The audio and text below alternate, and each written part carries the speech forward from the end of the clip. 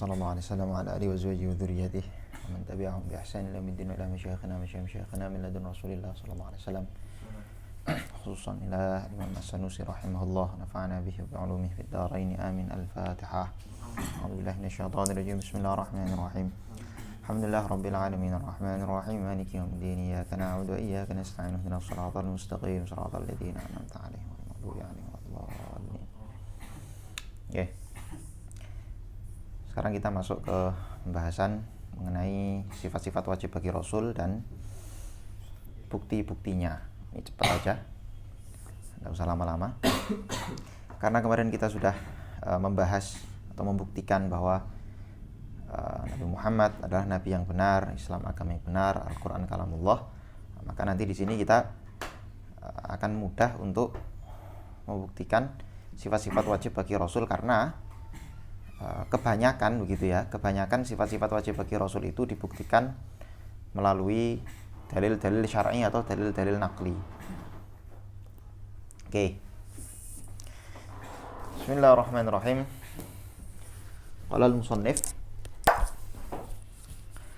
wa amma ar-rasul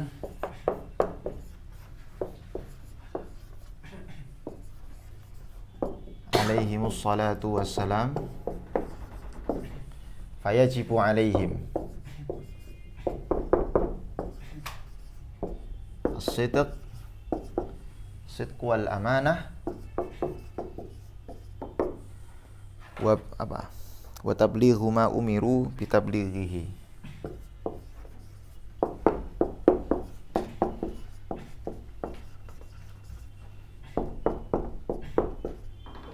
Lil khalq.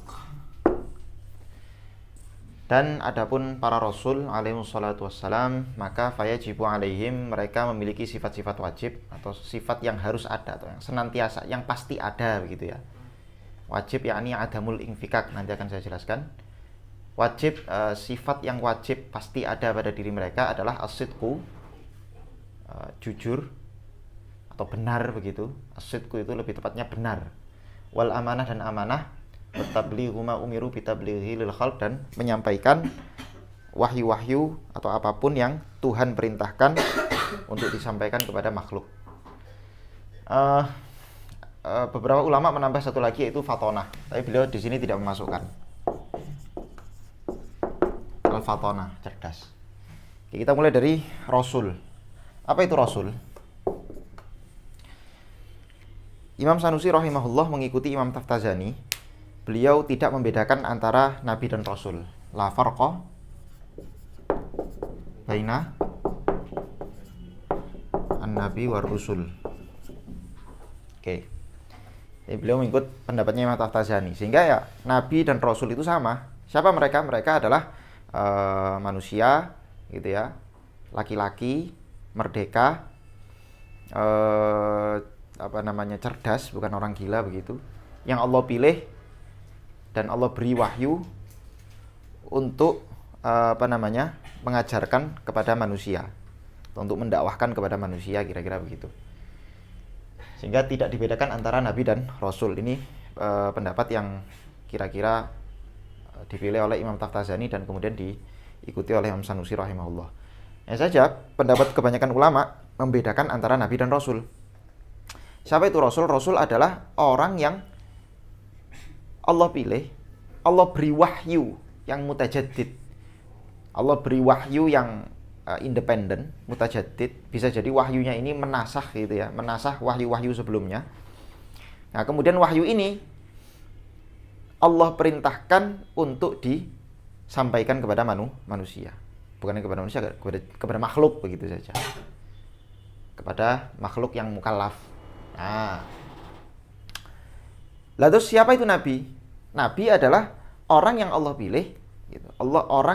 Manusia yang Allah pilih, tidak diberi wahyu mutajaddid, tidak diberi wahyu menyendiri, tapi mereka juga diperintahkan untuk dakwah dan tugasnya adalah takriru ar-rusul min qablihim.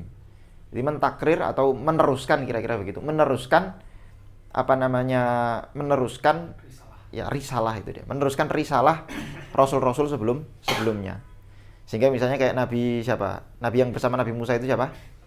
Nabi Harun alaihissalatu wassalam. Beliau tidak diberi wahyu tersendiri, beliau itu diperintahkan untuk melanjutkan wahyu Taurat yang datang kepada Nabi Musa dan seterusnya dan seterusnya. Paham ya? Dan ini pembahasan mengenai Nabi dan perbedaan antara Nabi dan Rasul itu sebenarnya sengit sekali, panjang sekali. Syekh Faudah membahas ini panjang, khusus perbedaan Nabi dan Rasul beliau membahas hampir 3 halaman lebih malahan. 3 halaman lebih khusus untuk membahas mentakrir mana atau mentakrir khilaf antara perbedaan antara Nabi dan Rasul. Oke, tapi kita nggak perlu masuk ke situ. Di sini Imam Sanusi mengikuti Imam Taftazani, tidak ada bedanya antara Nabi dan Rasul. Khalas. Oke. Fayajibu alaihim. Nah, ini dia. Fayajibu alaihim. Wajib di sini maksudnya adalah al-wajib huna, maksudnya adalah adamul infikak. Adamu al-infikak. Dalilnya itu bisa akli, bisa syar'i. Atau bisa akli, bisa nakli begitu ya. Bisa akli dan bisa apa? Bisa nakli. Intinya adamul infikak. Ini sifat-sifat yang disebut sifat wajib bagi Rasul ini adalah sifat-sifat yang tidak mungkin terlepas, yang pasti ada. Pasti ada pada semua Rasul. Kira-kira begitu. Kemudian, apa sifat-sifat yang wajib itu? Ada sidik, amanah, dan tabligh. Tambah satu lagi fatonah. Apa itu sidik? Sidik itu apa kemarin? As-sidqu, ma makna sidik? As-sidqu huwa As-sidqu huwa mutabaqatu al-khabar bin nafsil amr. Kama fi nafsil amr begitu. Kama fi nafsi al-amr.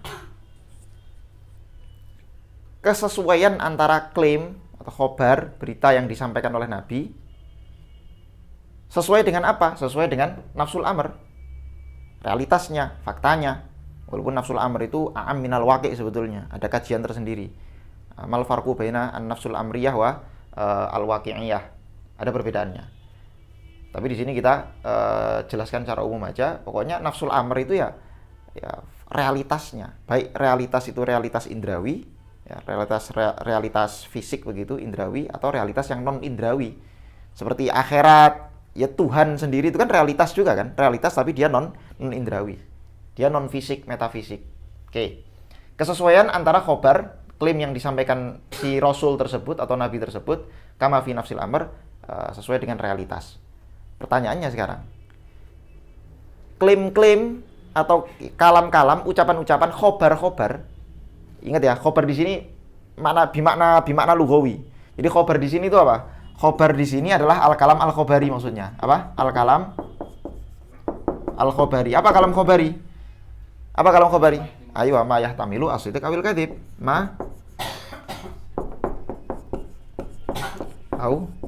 Al-kadzib. Nah, coba kalam-kalam yang pernah diucapkan Nabi Muhammad misalnya. Kalam yang pernah diucapkan Nabi Muhammad itu ada berapa macam kira-kira? Ada 3 macam secara umum, ya kan? Khobarnya Nabi itu secara umum ada 3 macam. Yang pertama, khobar bahwa dia seorang nabi. Khobar bahwa dia seorang nabi. Jadi mengklaim bahwa saya adalah seorang nabi. Nah, jadi khobar yang pertama apa? Dakwah an-nubuwah. Dakwah an-nubuwah. Khobar yang kedua apa? Khobar yang kedua adalah hukum-hukum atau apapun, wahyu begitu ya. Wahyu yang dia klaim itu berdasar dari Tuhan. Nah, jadi al-ahkam apa di sini ya?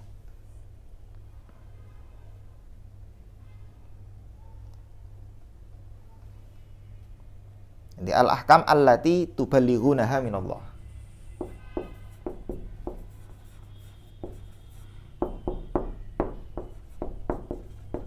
Hukum-hukum yang disampaikan oleh Nabi tersebut dari Allah, wahyunya itu.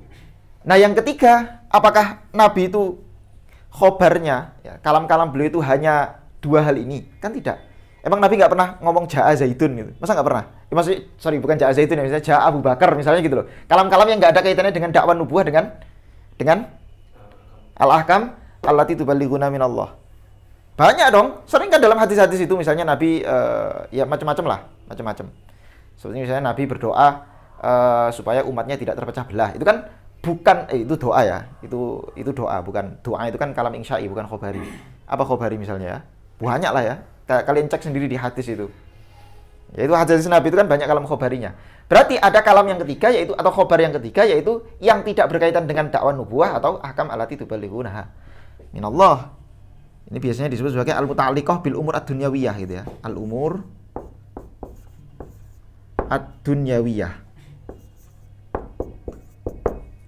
Hal-hal yang berkaitan dengan persoalan-persoalan dunia.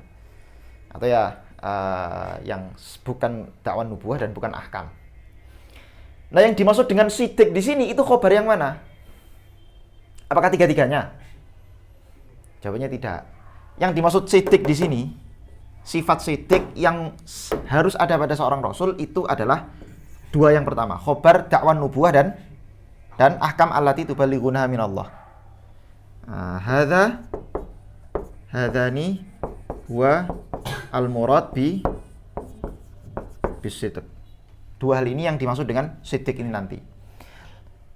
Maka pertanyaannya, oh berarti Nabi nggak harus jujur dong kalau soal umur duniawiyah. Berarti Nabi bisa bohong? Enggak. Jadi umur duniawiyah ini nanti masuknya bukan ke siddiq, tapi masuknya ke amanah. Tetap wajib juga. Tetap wajib mutabaqah khobarnya Nabi yang berkaitan dengan umur duniawiyah. Khobar-khobar Nabi yang berkaitan dengan umur duniawiyah juga wajib atau juga harus sesuai dengan realitas. Tapi masuknya nanti bukan di sifat siddiq ini. Tapi maksudnya nanti di amanah. Apa itu amanah? Nanti akan kita bahas. Tapi yang jelas klaim-klaim Nabi atau kalam-kalam Nabi yang berkaitan dengan umur duniawiyah itu masuknya kemana? Aywa yadkhul fi dalam sifat amanah.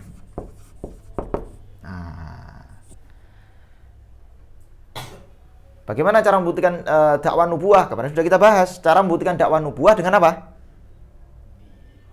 Mukjizat. Dengan kita mengetahui ini klaim nubuahnya benar apa enggak? Cara kita mengetahui apakah klaim nubuah dia itu mutabaqah kama fi nafsil amr atau mutabaqah bima fi nafsil amr. Mutabaqatul khabar bima fi nafsil amr gitu ya. Caranya gimana? Mukjizat. Satu. Lalu terus yang kedua, hukum-hukum yang berkaitan hukum-hukum yang Allah perintahkan untuk disampaikan. Ya. Hukum-hukum yang Allah perintahkan Nabi untuk menyampaikan kepada umatnya. Cara membuktikan bahwa Quran itu misalnya gini. Nabi benar, klaim kenabian dia benar. Dari mana? Punya mukjizat. Sudah kita buktikan kemarin, selesai. Pertanyaannya, mungkin nggak seorang nabi, ya, mungkin nggak seorang nabi yang sudah dibuktikan benar itu menyampaikan wahyu Allah, tapi wahyu yang disampaikan tidak sesuai dengan apa yang harusnya disampaikan, yakni intinya Nabi itu berbohong dengan wahyu yang ada ini. Mungkin nggak? Tidak mungkin. Ini juga mungkin dong. Nah, gimana cara kita membuktikannya tidak mungkin? Itu nanti di pembahasan al-barhanah, pembuktian. Di sini kita tasawurnya dulu. Nah, yang penting kita punya tasawur bahwa klaim kenabiannya itu harus siddiq, benar. Yang kedua, hukum-hukum atau wahyu yang disampaikan oleh Nabi dari Allah itu juga harus benar. Apa buktinya? Nanti. Adapun klaim-klaim Nabi yang berkaitan dengan umur duniawiyah itu maksudnya ke amanah. Nah, apa itu amanah? Amanah itu beberapa ulama menyebutnya sebagai ismah. Apa itu ismah? Jadi Nabi itu maksum. Ismah, maksum. Mereka itu dijaga oleh Allah dari perbuatan apa?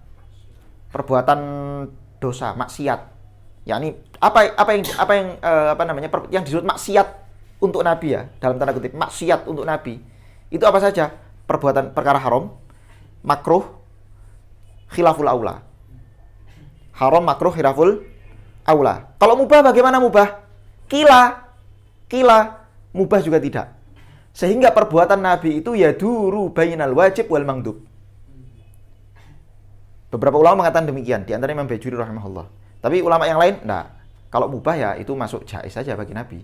Itu masuk jaiz saja bagi Nabi. Tapi nanti dibantah lagi loh. Tapi kan ketika Nabi berbuat itu sebagai sesuatu yang jaiz, itu kan Nabi kan otomatis menjelaskan kepada umatnya juga bahwa perbuatan ini jaiz. Berarti Nabi libayani tasyri'. Berarti Nabi berbuat sesuatu yang jaiz itu posisinya sedang apa dan? Bayanu tasyri'. Sehingga otomatis bayinu tasyri' itu wajib atau sunnah? Wajib. Akhirnya perbuatan Nabi semuanya wajib. Karena semua perbuatan Nabi itu apa? Untuk menjelaskan syariat. Hatta lupanya Nabi nanti akan kita bahas. Lupanya Nabi itu juga untuk libayani tasyri'. Syuf. Oke, amanah itu apa? Hifdzu jawarihihim adh-dhahirah wal batinah min muharramin aw makruh. Jadi amanah itu apa? Amanah adalah hifdzu jawarihihim adh-dhahirah wal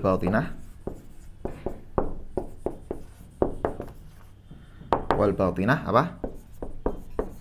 Minal muharram awil makruh.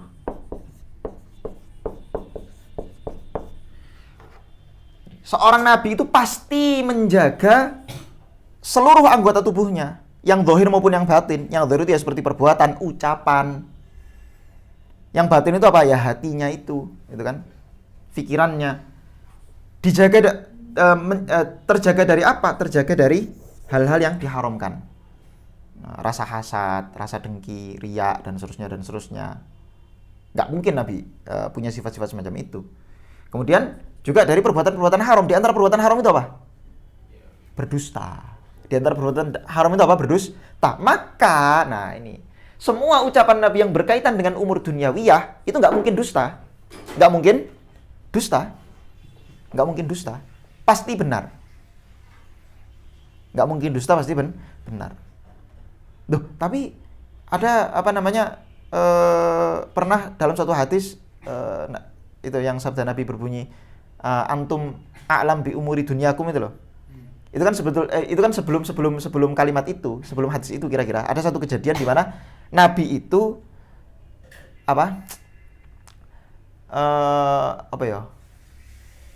ngasih tawa apa ya istilahnya ya.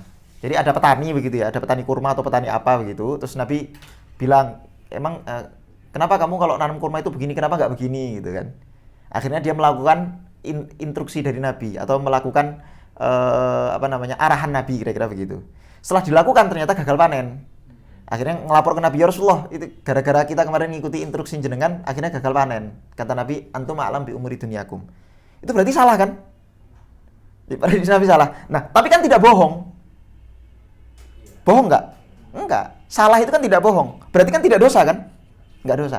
Nah, makanya di sini dibedakan antara dakwah nubuwah, ahkam-ahkam yang dari wahyu Allah, itu dibedakan dari apa? Kalam-kalam Nabi yang berkaitan dengan umur duniawiyah. Dibedakan. Karena di sini bisa jadi tidak tepat, gitu ya, tidak tepat. Tapi tidak tepatnya itu bukan karena bohong. Bukan karena dusta, mau dibohongi itu enggak. Paham ya? Berarti yang dua itu harus tepat ya? Mana? Yang dua awal. Pasti tepat. Harus tepat. Dan nanti akan dibuktikan kenapa kok harus tepat. Oke.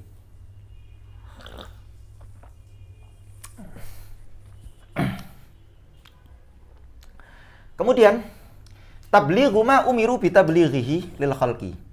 Nabi itu wajib atau harus menyampaikan apa saja yang diperintahkan untuk disampaikan. Sebetulnya ini ya, sifat tabligh ini masuk ke dalam amanah. Karena ketika Nabi tidak melakukan tabligh, berarti Nabi melakukan perbuatan dosa dong. Iya dong. Tidak tabligh kan berarti kitman. Kitman kan menyembunyikan apa yang harusnya Allah perintahkan untuk disampaikan. Berarti Nabi tidak melakukan perintah Allah. Lah tidak melakukan perintah Allah, melanggar perintah Allah berarti melakukan perkara haram. Berarti harusnya tabligh itu atau sebetulnya tabligh itu masuk amanah. Dan memang nanti Imam Sanusi rahimahullah akan membuktikan kebenaran sifat amanah dan tabligh itu di satu bangunan argumentasi. Jadi disatukan, disamakan. Dan sebagian ulama tidak membedakan. Sebagian ulama antara amanah dengan tabligh disamakan. Sama ini. Karena dengan seorang nabi tidak tabligh berarti tidak amanah dong. Dan bahkan disatukan lagi nanti amanah dengan tabligh itu menjadi satu sifat, yaitu ismah itu tadi, maksum. Nabi itu harus maksum, terjaga dari dosa. Nanti pembuktiannya akan kita lihat. Nah, sekarang pertanyaannya, mungkin nggak atau ada nggak kira-kira wahyu-wahyu Allah yang tidak disampaikan oleh Nabi? Ada nggak? Ada Dan? Nggak ada. Hah? Ada. Ada. Enggak Loh, disampaikan. ada. Oh, yang tafsir-tafsirnya maksudnya. Enggak. Syarah. Cuf. Dalam satu hadis dikatakan bahwa Nabi itu punya penyimpan rahasia. Oh. Namanya Hudzaifah al-Yamani. Nah, Hudzaifah al-Yamani itu nyimpan rahasia Nabi. Pertanyaannya, nyimpan rahasia Nabi itu berarti kan disimpan kan, dikitman kan, disembunyikan kan. Dan Nabi memerintahkan jangan disebarkan. Jangan disebarkan, tidak boleh disebarkan. Hatta sampai ketika di zaman Sayyidina Umar pengen tahu nama-namanya nggak boleh. Karena memang, wah ini tidak boleh untuk disampaikan. Berarti kan ada kan? Ada yang tidak disampaikan kan? Nah, Tidak disampaikan kepada umat, tapi disampaikan kepada satu orang. Oke, ada yang tidak disampaikan sama sekali. Sama sekali. Hatta walau kepada satu orang sahabat. Makanya di sini coba perhatikan kalimatnya apa? Tablighu ma umiru bitablighihi. Menyampaikan wahyu-wahyu yang memang diperintahkan. Berarti wahyu itu ada berapa macam? Ayo, ada 3 macam wahyu itu. Wahyu itu ada 3 macam. Ada wahyu yang umiru bitablighihi.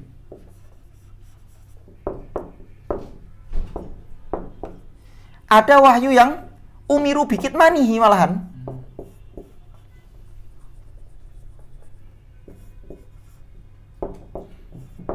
Dan yang ketiga ada wahyu yang takhyir, Nabi diberi pilihan, terserah mau disampaikan atau tidak disampaikan.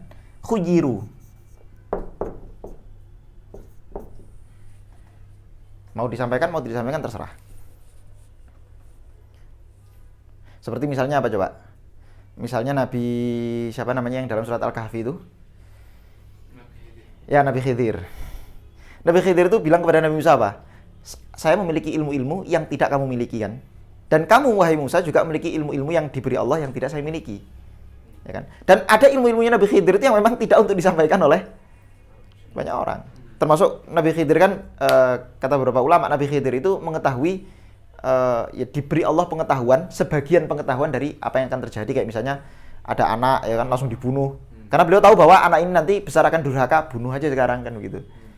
Terus tapi Nabi Khidir nggak boleh menyampaikan ke semua orang ini durhaka, ayo pateni saiki. Yo enggak ada caranya begitu.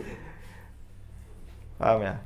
Nah, yang wajib bagi seorang nabi itu menyampaikan ini nih, menyampaikan tabligh pada wahyu-wahyu yang umiru bitablighihi. Wahyu-wahyu yang memang Allah perintahkan untuk disampaikan. Tidak semua wahyu, karena ada 3 jenis wahyu ini. Lah yang terakhir adalah al-fatonah. Apa itu al-fatonah? Al-fatonah itu ya dzaka. Cerdas. Nabi itu harus cerdas. Nggak boleh Nabi pelongo-pelongo gitu kan. Domblong. Ditanya anu gitu kan. Nggak boleh. Nabi itu pimpinan dan kita diperintahkan untuk mengikuti. Lah yang namanya panutan itu tidak boleh pelongo-pelongo. Paham ya? Paham dan? Bukan hanya Nabi sebetulnya. Ya pemimpin secara umum lah. Nabi kan? Iya, ini Nabi, yang wajib Nabi. Nah, tapi pemimpin itu juga harus gitu dan harus seenggaknya pemimpin itu memiliki ya ta'assi bi ba'di sifatin Nabi kira-kira. Harusnya gitu. Ya nggak harus komplit karena dia nggak dapat wahyu kan. Tapi seenggaknya bukan Nabi boy, ya lempar mukanya pakai botol. Apa benar sini? Nah, dengan kita mengatakan demikian berarti kebalikan dari sifat-sifat ini mustahil. Ya kan? Kalau Nabi itu wajib sidik, berarti mustahil Nabi itu kadzib. Kadzib dalam 3 hal ini. Ketika Nabi itu wajib amanah, berarti Nabi itu haram apa? Khianah. Atau mustahil khianah. Ketika Nabi itu wajib tabligh, berarti mustahil kitman, menyembunyikan wahyu yang harusnya disampaikan. Kalau wajib fatonah berarti mustahil Nabi itu apa? Bodoh. Gila, bodoh, dan seterusnya. Adapun itu tadi sifat wajib, terus sifat mustahil. Nah, kalau jaiz, sifat jaiznya bagi Nabi apa? Sifat jaiznya? Ayo, al-arad al-basyariyah. Wal jaiz alaihim al-a'rad al-basyariyah.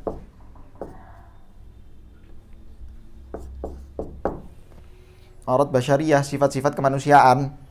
makan, minum, tidur, nikah, tolak. Kalau nongkrong Sifat, nah ini ada qayyidnya. Sifat-sifat al-basyariyah yang tidak merendahkan mereka. Nah, nanti akan kita baca. Sifat-sifat a'rad basyariyah yang apa? Tidak sampai merendahkan mereka, bahkan sakit.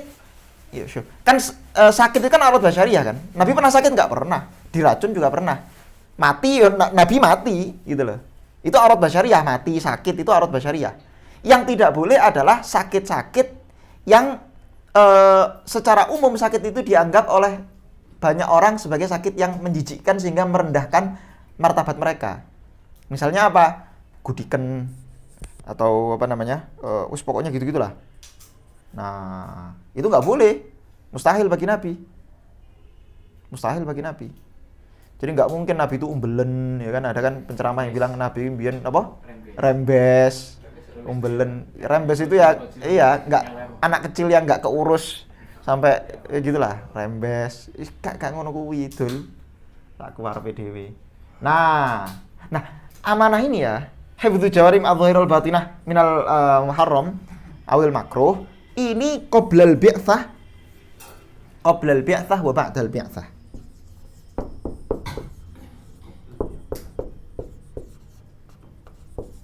Qoblal bi'tsah wa ba'dal bi'tsah. Sehingga mustahil Nabi itu sebelum jadi Nabi melakukan perkara haram atau makruh. Nyolong jambu. Nggak mungkin Nabi nyolong jambu kayak cilik. Kelakuanmu nyolong jambu. Cilik. Nabi ora. Dul. Paham ya? Penting ini. Nyolong kurma. Iya, gak ada jambu di alam.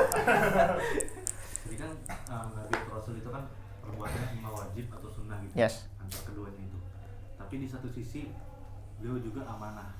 Amanah itu hifdzul jawarihim adh-dhahir wal batinah minal mahrum wal makruh. Nah, gimana kalau misalnya dia makruhnya atau melakukan suatu hal makruh? Yes. Sedangkan untuk tabligh syariat bagaimana? Karena itu masuk wajib. Ya, makanya ini nanti yang mau saya bahas. Kan sudah saya spill tadi bahwa sebetulnya semua perbuatan Nabi itu libayani tasyri'. Oke, coba kita bahas ya. Allahu Akbar.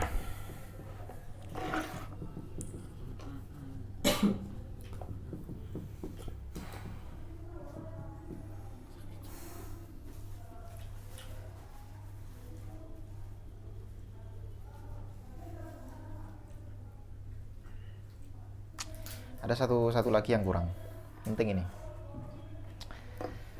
Jadi tadi saya bilang bahwa sidik itu, ya kan? Sidik itu apa? Mutabaqatu al-khabar bima fi nafsil amr. Kan? Lah khobar yang dimaksud sidik, yang wajib sidik di sini yang mana? Da'wan nubuwah dan al-ahkam allati tuballighuna minallah. Da'wan nubuwah ini wajib sidik. Buktinya apa? Buktinya adalah apa? Mukjizat tadi kan? Buktinya apa? Mukjizat. Al-mu'jizah. Coba. Kemudian ahkam allati tuballighuna minallah. Bukti kebenarannya apa? Bukti kebenarannya? Bukti kebenarannya adalah itu nanti sebenarnya dibahas di pembuktian, tapi saya jelaskan sedikit di sini. Bentar. Atau saya jelaskan nanti aja lah ya. Tadi di sini saya tulis di pembukaan, tapi nggak apa. Kita jelaskan nanti aja. Oke.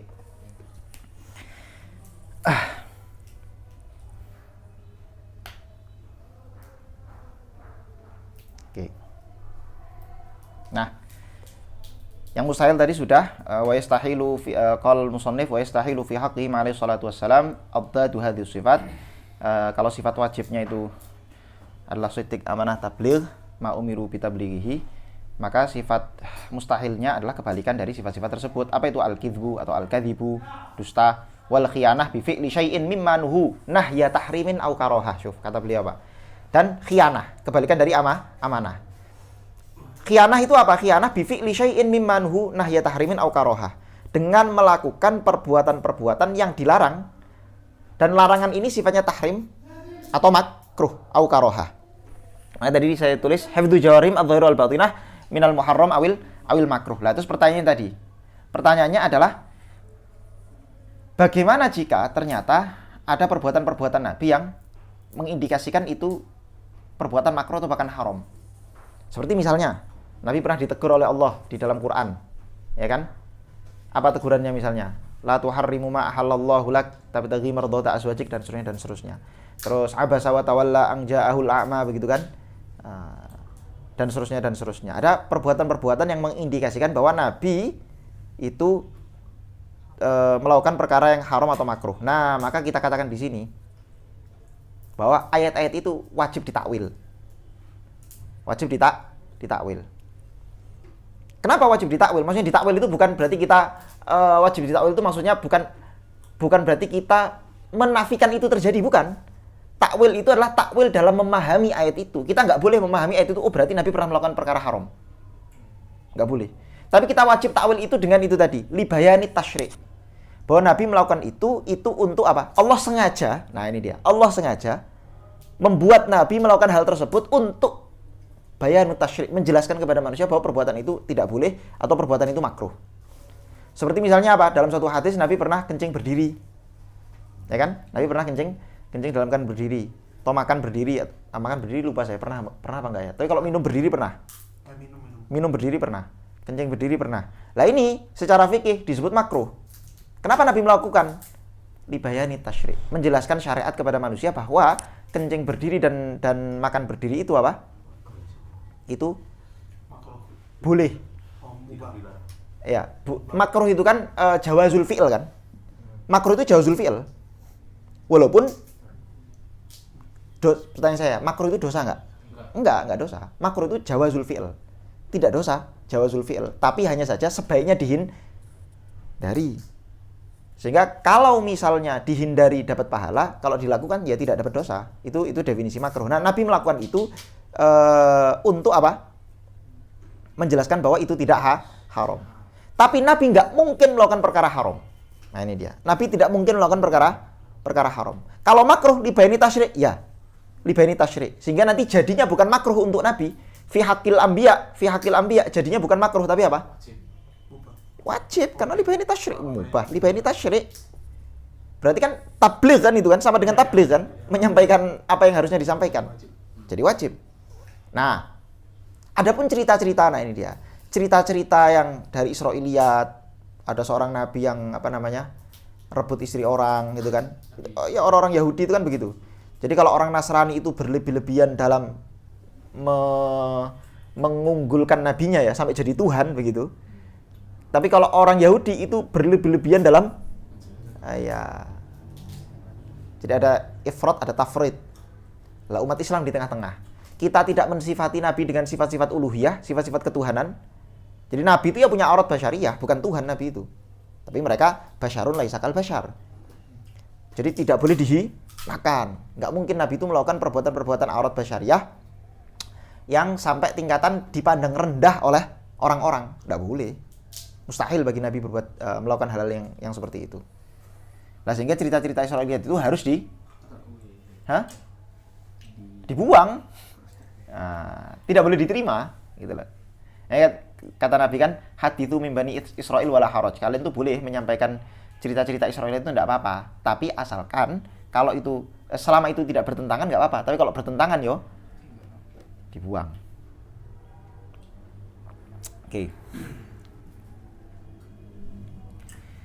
Wal khiyanah bi fi'li syai'in mimma nuhu nahya tahrimin aw karahah aw kitmanu syai'in mimma umiru bi tablighihi lil khalqi. Atau menyembunyikan, ini kebalikan dari sifat apa? Tabligh. Kitmanu syai'in, menyembunyikan sesuatu, atau wahyu mimma umiru bi tablighihi, yang Nabi diperintahkan untuk menyampaikannya lil khalqi kepada makhluk. Terus kemudian sifat jaiznya, wa yajuzu fi haqqihim alaihimus salatu wassalam ma huwa minal a'rad al basyariyah. Jaiz bagi Nabi melakukan hal-hal yang merupakan a'rad basyariyah allati la tuaddi ila naqsin fi maratibihim al aliyah. Nah, ini dia qayyidnya ini. Allati la tuaddi ila naqsin min fi maratibihim al aliyah. Yang a'rad basyariyah itu tidak berimplikasi pada kehinaan martabatnya Nabi yang luhur. Seperti apa? Kal marad wa nahwi, seperti misalnya sakit. Dan tentu saja yang seperti sakit apa? Ya banyak. Nabi ke pasar, ya kan, makan, minum. Nah, di dalam Quran tuh Nabi disifati dengan sifat Nabi itu makan, bahkan ke pasar, belanja juga. Gimana? Wa ma arsalna min qablika mir rasulin illa ya. Wa yamshuna fil aswaq itu lah. Nah, itu gimana? Masa itu ayat awalnya gimana tuh? Wa ma arsalna min qablika mir rasulin illa innahum la ya'kuluna ta'ama yamshuna fil aswaq. Bener enggak gitu? Gimana, Dan? Ya, pokoknya ada yamshuna fil aswaq gitu ya. Nah, termasuk cerita-cerita misalnya cerita-cerita Israiliyat yang mengatakan Nabi Ayub itu sakit parah sampai ada cacing-cacing ulat-ulatnya lah, itu wajib kita tolak. Kenapa? Karena itu mencederai a'rad basyariyah. Adapun seperti tidur, nyembelih hewan, wafat begitu ya, nikah, tolak, jual beli dan seterusnya itu semua adalah a'rad basyariyah yang jaiz bagi Nabi. Sampai lupa, Bang. Apa? Sampai lupa. Sampai lupa juga. Lupa. Oke. Ya, bagus. Apakah Nabi itu mungkin lupa? Jika yang berkaitan dengan ini, dakwah nubuwah dan ahkam allati tubalighuna ilallah ini, itu nggak mungkin. Hal-hal yang harusnya Nabi sampaikan, ya, wahyu-wahyu yang harus Nabi sampaikan nih, ya kan, yang umiru bitablighi, nggak mungkin Nabi lupa. Adapun perbuatan-perbuatan lain sehari-hari, mungkin nggak lupa, mungkin lupa. Tapi, nah ini yang perlu kita garis bawahi. Lupanya Nabi itu dimaknai sebagai itu tadi, bahwa itu libaini tasyri' juga. Seperti Nabi sholat zuhur, kemudian lupa 2 rakaat, diingatkan oleh Dzul Yadain kan dalam hadisnya itu. Itu libaini tasyri'. Karena dengan Nabi itu lupa itu akhirnya ada syariat gimana kalau kita sholat tengah-tengah sholat lupa. Supaya ada fikihnya. Nabi pernah dalam perjalanan subuh-subuh ketiduran sampai isyraq. Cuman sekali ya itu. Kalau masih sir berkali-kali. Nah, itu libaini tasyri' juga untuk menjelaskan bahwa kalau kamu nggak sengaja seperti itu, maka caranya bagaimana, begitu. Libaini tasyri'. Dan dimaknai juga bahwa Nabi itu lupa dengan hal-hal semacam ini karena lisyuhu liqalbihim bidzikrillah. Karena sibuknya hati mereka dengan Allah, ingat Allah. Nah, kalau kita kan lupa ya mikir macam-macam dan Nah, sekarang kita masuk ke burhan. Apa pembuktiannya? Amma burhan wujubi sidqihim alaihimus salatu wassalam fali annahum law lam yasduqu la lazima al-kadhibu fi khabarihi ta'ala litasdiqihi ta'ala lahum bil mu'jizah an-nazilata manzilata qawlihi ta'ala sadaqa 'abdi fi kulli ma yuballighu an. Ini yang mau saya jelaskan tadi. So, apa bukti bahwa Nabi itu wajib punya sifat siddiq? Nabi wajib punya sifat siddiq karena kalau Nabi tidak siddiq, ya kan? Laulahu lalazima kitsbu khobarillah. Maka otomatis khobar dari Allah itu apa? Jadi kadzib. Kenapa khobar dari Allah itu jadi kadzib? Lah ini penting di sini. Apa mulazamah? Apa kelaziman dari jika Nabi itu tidak siddiq, maka otomatis khobar yang itu diwahyukan oleh Allah kepada Nabi itu otomatis menjadi kadzib. Karena begini, tadi saya katakan di awal bahwa bukti kenabian Nabi Muhammad itu mukjizat. Dan mukjizat ini nazilun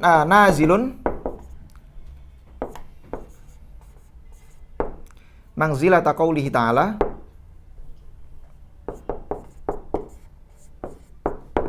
sadaqa 'abdi bima bikul lima yuballighu anni.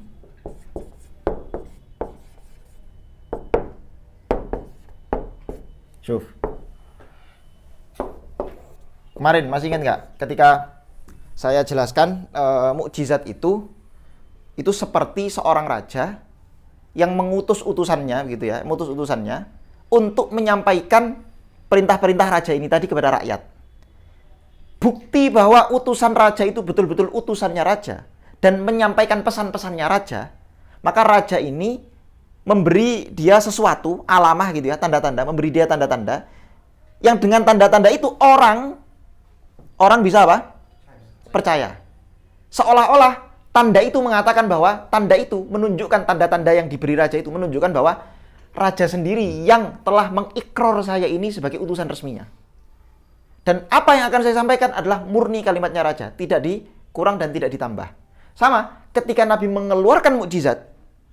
Ya, mukjizat itu kan ijaz. Ijaz itu artinya apa? Yang bisa melakukan ini hanya Allah yang ngutus.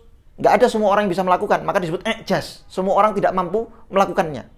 Mukjizah, sesuatu yang membuat orang itu ya kalah, lemah. Nggak punya argumentasi lain selain membenarkan. Sehingga ketika sudah ada mukjizat, orang harusnya paham bahwa oh berarti mukjizat ini setara dengan Allah berfirman, hambaku ini, Rasul ini benar terhadap apa-apa yang dia sampaikan dariku. Kalau sampai sudah ada mukjizat, kalau sudah ada mukjizat yang itu posisinya seperti kalam Allah, shadaqa abdi bikulli ma yuballighu anni. Ketika sudah ada mukjizat yang posisinya itu seperti ini, terus kok sampai Nabi tidak jujur?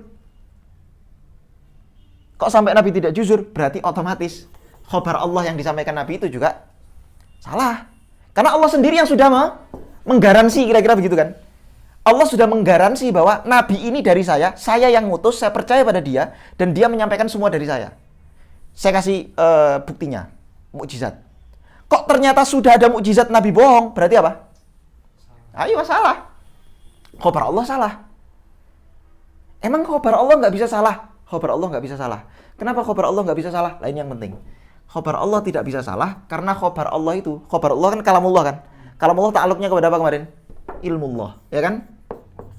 Ilmullah. Dan ilmu Allah itu qadim atau hadis? Qadim.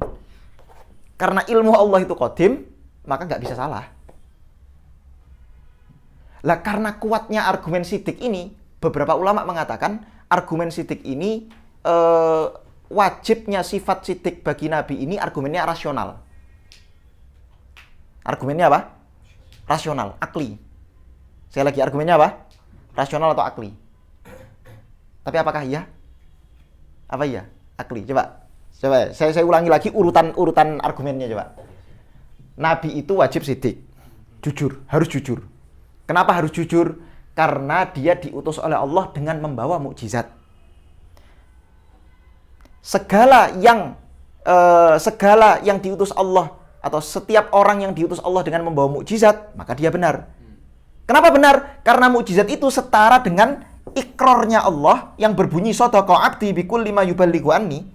Allah sudah mengikrar Nabi itu benar, sudah menjamin, memberi garansi. Saya garansi orang ini jujur. Oke, saya garansi orang ini jujur. Sehingga karena sudah dapat garansi dari Allah, otomatis nggak mungkin keliru. Kalau sampai keliru, berarti garansi dari Allah keliru dong.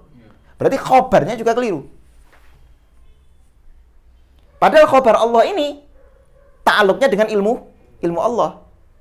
Lah ilmu Allah itu qadim, yang qadim nggak mungkin keliru. Sebagian ulama mengatakan, kalau saya Imam Bajuri di antaranya mengatakan ini dalilnya dalil akli.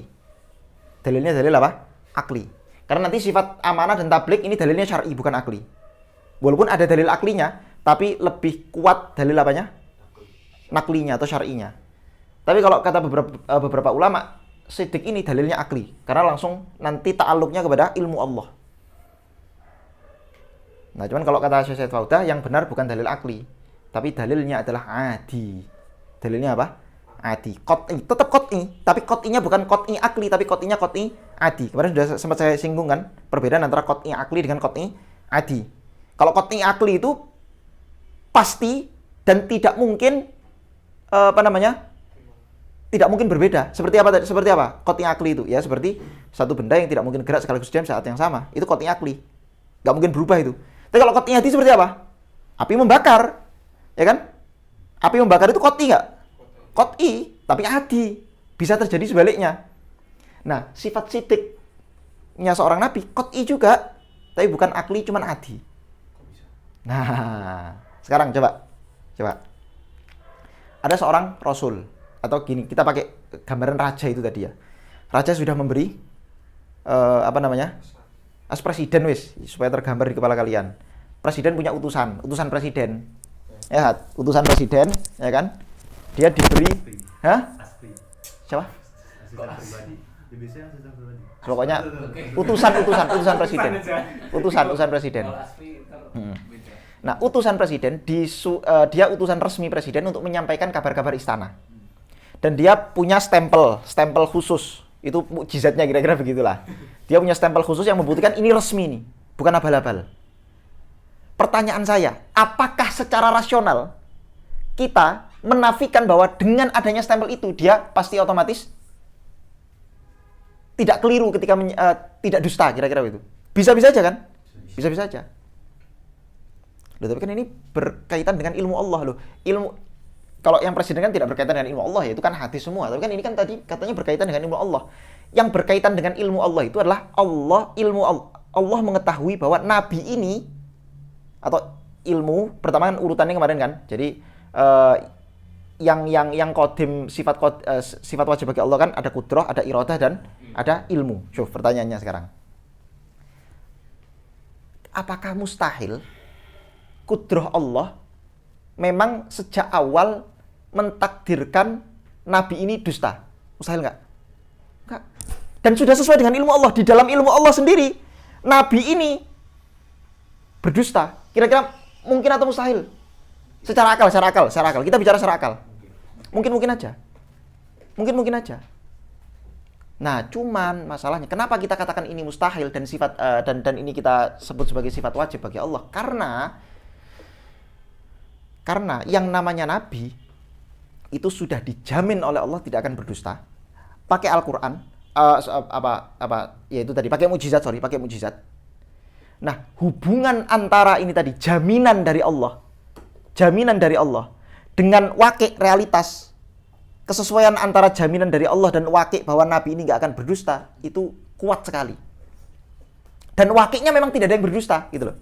Wakilnya tidak ada yang berdusta, dan kita tidak boleh mengatakan bahwa nabi mungkin berdusta karena tidak pernah berdusta. Seperti yang saya jelaskan kemarin, sesuatu yang sudah dipastikan kalau hanya dibantah dengan ihtimal akli, bisa nggak? Nggak bisa. Yes. Nabi pasti jujur, selesai. Faktanya memang demikian, selesai. Tapi kan ada ihtimal secara akli kan mungkin aja. Ya mungkin, tapi masalahnya faktanya dia senantiasa jujur. Kalau Anda mau membuktikan kemungkinan itu, tunjukkan ada satu nggak? Tunjukkan satu saja.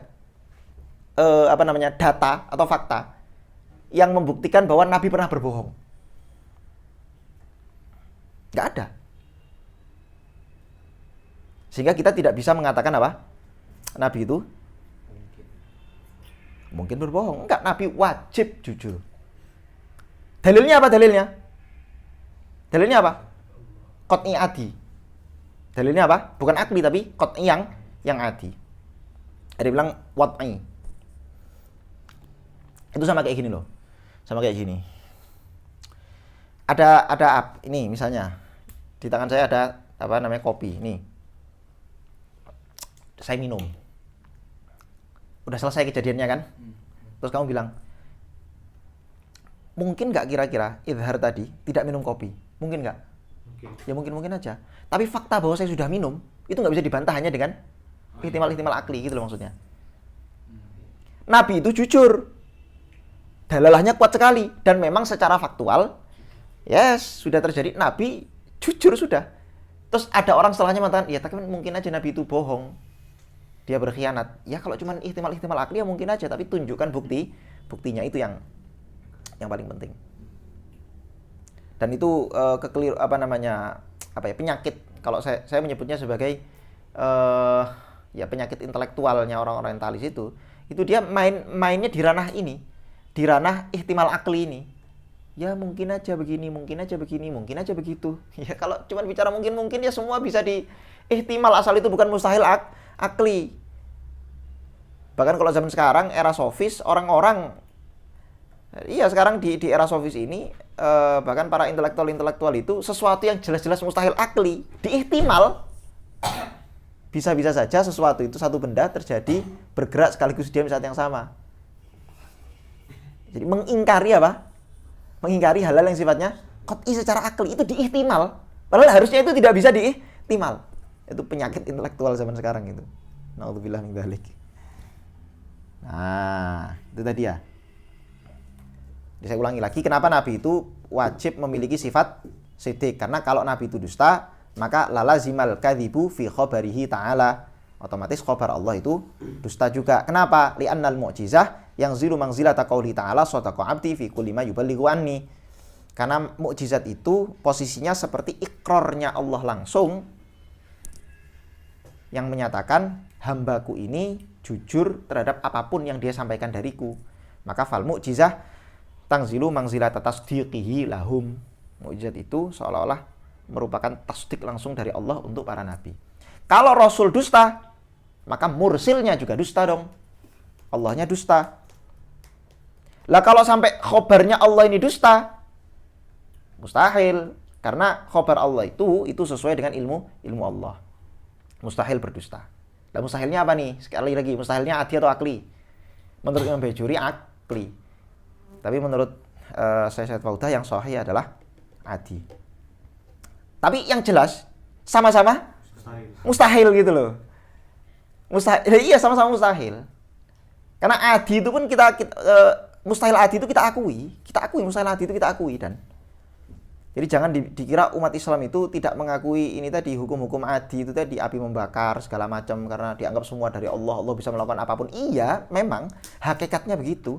Dokter nggak bisa menyembuhkan, iya memang hakikatnya begitu. Tapi kita juga Allah perintahkan untuk mengikuti sunnatullah yang Allah katakan walan tajida li sunnatillahi tabdila. Kalau sakit kita tetap wajib berobat dengan hukum-hukum adi ini yang memang Allah perintahkan. Jadi kita meyakini ini pasti, gitu loh. Pasti, tapi maksudnya pasti adi gitu loh. Oke. Allahu Akbar. Lah adapun dalil-dalil naklinya jelas. Dalil naklinya apa? Dalil naklinya adalah wa ma yantiqu anil hawa in huwa illa wahyu yuha. Semua yang disabdakan Nabi itu tidak dari hawa nafsunya, semua itu dari wahyu Allah.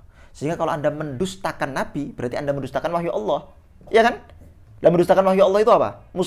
Atau gini, mungkin nggak? Ini pembahasan panjang ini. Dan Syekh Faudah nulis satu kitab bagus.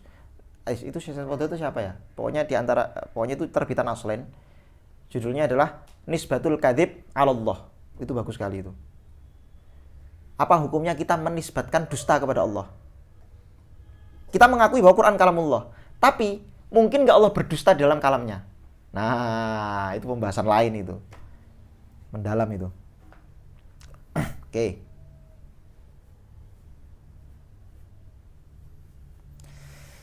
Nah, sekarang mukjizat. Kan tadi kita sempat bahas mukjizat ya. Ya kan? Karena klaim nubuwah itu dibuktikan dengan mukjizat. Apa itu mukjizat kemarin? Amrun khariqun lil 'adah ala yadi mutta'in nubuwah makrunun bit tahaddi ala munkiri atau ya ma'adamil mu'aradah gitu. Jadi amrun khariqun lil 'adah. Intinya mukjizat itu amrun khariqun lil 'adah. Nah, sesuatu yang disebut sebagai amrun khariqun lil 'adah ini enggak hanya mukjizat, ada banyak. Ada karomah.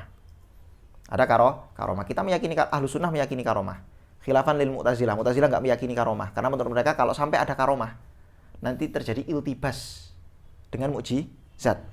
Bagaimana bisa ada manusia yang bukan nabi sama Allah diberi kekuatan atau ya diberi sesuatu yang sama-sama khariqun lil 'adah.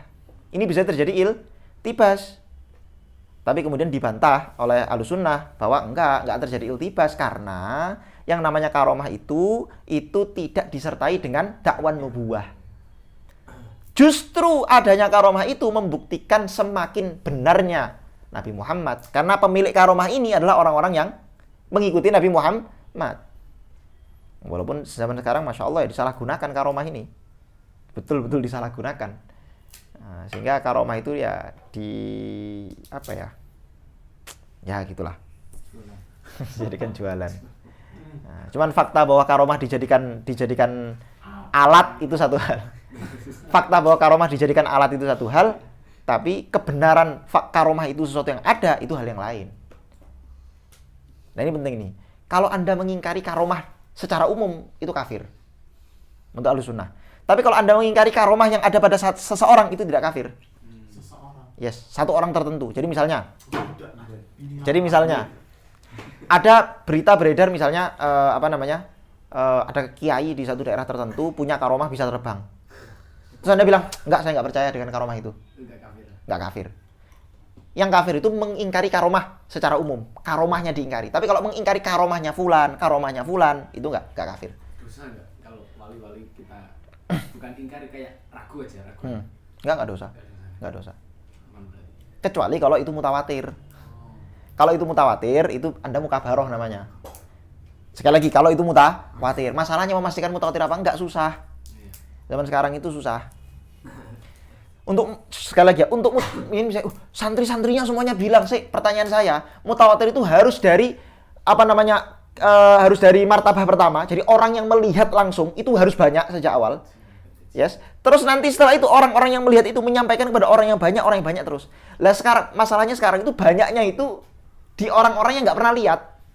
Lah biasanya nanti kalau anti cek, ente tanya, kamu tahu dari mana? Ujung-ujungnya yang lihat cuma satu orang. Khobar ahad, dhonni. Jadi kalau diragukan nggak masalah, gitu loh, nggak masalah. Tapi kalau kepada seorang wali yang sudah masyhur bahwa dia itu orang soleh, ya kan, taat dengan syariat, ini kuncinya ini, taat dengan syariat, sesuai dengan syariat. Kata kuncinya itu harus tidak pernah menyeleweng syariat. Kalau dia menyeleweng syariat, walaupun dia terbang, Dajjal pun bisa terbang, Jin Ifrit pun bisa terbang. Bedah langit lah, macam-macam. Nelpon Allah sampean, ya Allah. Yang pertama ada yang kedua irhas. Irhas itu juga amrun khariqun lil adah, tapi irhas ini terjadi kepada nabi yang belum diutus jadi nabi. Jadi sebelum bi'atsah, qablal bi'atsah, itu biasanya ada keajaiban-keajaiban amrun khariqun lil adah yang ada pada calon nabi tersebut. Seperti Nabi Muhammad ketika kecil beliau apa? Ya dibedah dadanya gitu kan. Terus habis itu Nabi Muhammad ketika kecil dipayungi oleh awan senantiasa kemana-mana, nggak pernah kena panas dan seterusnya. Terus ada i'anah. Kalau i'anah itu untuk orang awam, muslim. Ada orang muslim, sering nggak kamu dengar cerita ada orang, ya kan, kecelakaan, terjadi kecelakaan hebat, yang semua orang itu mati kecuali satu orang ini. Padahal dia ada di satu tempat yang harusnya itu paling rawan mati. Misalnya gitu loh. Sering kan dengar cerita-cerita gitu kan? Sering. Nah itu i'anah kalau itu. Itu namanya apa? I'anah. Itu khariqun lil adah. Adanya harusnya kalau sampai mobilnya kebakar, meledos, orangnya harusnya mati. Kok sampai dia nggak mati? Itu i'anah. I'anah apa tadi? I'anah itu amrun khariqun lil adah yang waqa'a fi ba'dil awam al muslim. Yang terjadi pada sebagian orang-orang muslim yang awam. Itu i'anah. Ada lagi istidraj. Kalau istidraj itu untuk orang-orang fasik atau orang kafir. Jadi ada orang fasik, ya hidupnya selalu melanggar syariat, naudzubillah min dzalik, tapi dia itu selalu dapat keajaiban-keajaiban kira-kira begitu. Apa misalnya ya keajaibannya itu ya? Ya dia ketabrak nggak mati gitu ya, atau dia kecelakaan pesawat dia masih hidup, misalnya. Padahal dia fasik.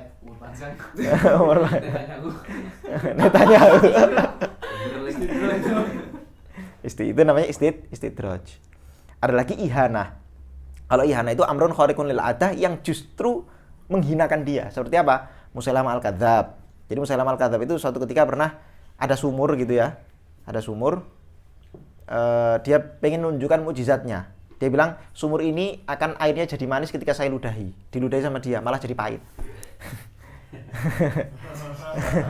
Itu khariqun lil adah. Lu mana ada sumur diludahi masa pahit kan enggak? Kok jadi pahit? Berarti kan amrun khariqun lil adah. Cuman khariq lil adahnya itu lil ihanah. Justru untuk merendahkan. Lah yang paling bahaya itu yang ibtila. Ibtila itu adalah amrun khariqun lil adah yang terjadi pada orang-orang yang memang sejak awal pengen niat untuk idlal, untuk menyesatkan orang lain. Seperti Dajjal. Dajjal itu amrun khariqun. Nanti Dajjal ketika keluar itu pokoknya serba magic, serba khariq lil adah. Ada satu daerah yang nggak pernah hujan, turun langsung, ya kan? Ada daerah subur, nggak mau taat sama dia, kemarau langsung, mati semua itu tanaman sama hewan-hewannya, dan seterusnya. Lah, terus dia menyesatkan manusia. Dia ngaku sebagai Tuhan. Jadi orang ngaku sebagai Tuhan, di tangannya ada mukjizat. Bukan mukjizat, ibtila. Amrun khariqun lil adah. Ada amrun khariqun lil adah. Nah, ini bagaimana ini?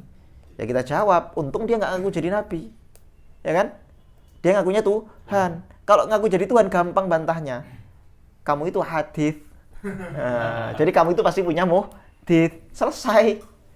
Karena dia nggak ngaku Tuhan. Kalau ngaku nabi ya itu repot emang kalau ngaku nabi.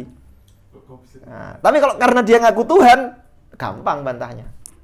Ya, bahkan kata-kata kalau nggak salah Ibnu Hajar atau Imam Nawawi itu, Ibnu Hajar kalau nggak salah, ketika mensyarah hadis tentang Dajjal itu, beliau bilang bahwa kalau Dajjal datang dan kata Nabi di antara ciri-ciri Dajjal itu adalah dia cacat, matanya cacat, akwar, buta satu gitu, picek satu.